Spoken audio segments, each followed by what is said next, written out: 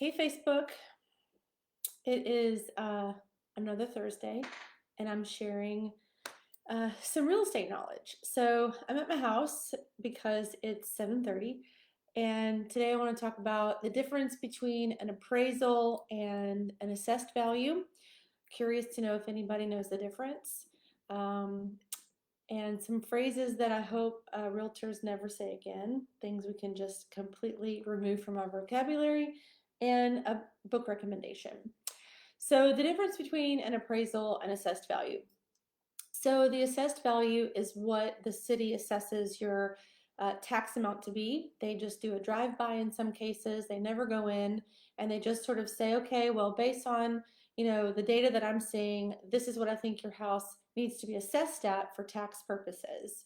An appraised value is where an appraiser, licensed appraiser, goes into the house, measures, takes into account all the updates that need to be done, all the things that still need to be done, and they give you an appraised value.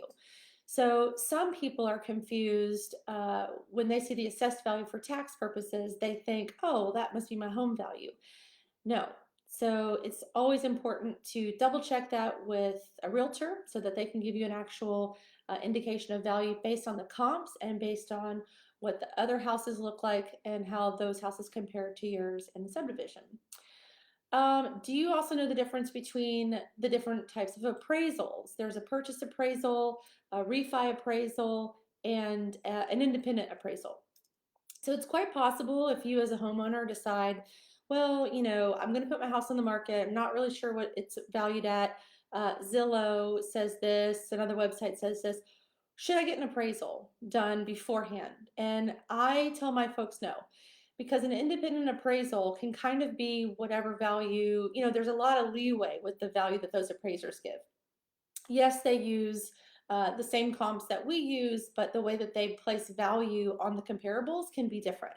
So a purchase appraisal typically does not come in higher or much higher than the purchase price.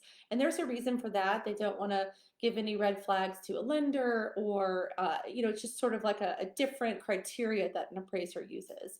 And then there's the refi appraisal. And the refi appraisal is, they look at the whole picture of your loan and what your payoff is, and they look to see what you're trying to do with it. So there's another different set of parameters, I think, that appraisers use to give you a refi appraisal.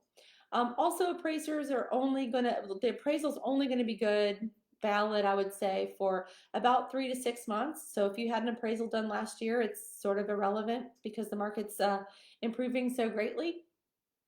So that's it on appraisals versus assessments. And hey, Amy. And so then what's my one phrase that realtors should really never say again? And that is, will the house go FHA? So there's no such thing. That statement actually doesn't even exist. It's kind of like using irregardless. It's hardly even a statement. So all houses, even if they need repairs, you can submit your buyer's offer to us, and the buyer can get an FHA loan. And if there are lender required repairs per the FHA requirement, it's always up to the seller if they're able to do them. So a better way to say that question is, will your seller be willing to do any FHA required repairs? Totally valid sentence. But will the house go FHA? Just, it's kind of like when people call realtors rock stars, like I need a rock star agent. I just don't connect realtor and rock star. So anyway, that's my 2 cents. And then lastly, my book recommendation. So this is one of my favorite books. It's called The One Thing. And it's written by my very good friend. Well, we have a very good friend. Yeah, he's my very good friend, Jay Papstan. And so he's with Keller Williams, and he taught me 2 great things about this book, and I'll share them with you. One is that you have to ask yourself, what is one thing that you can start doing in your life such that by doing it, everything else becomes easier or unnecessary? And it can be easy, anything at all. For me, it was about creating one new habit or one new system, such that by doing so, everything else would become easier or unnecessary in my life.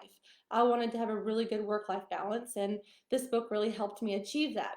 The second thing I learned was that if you floss your teeth, you will gain 7 more years to your life. So for whatever reason, when Jay was talking about his book and giving a talk about it, that's something that I remembered that he said, and I just got such a kick out of it. And so he's really changed my flossing life. So I'm now a regular flosser.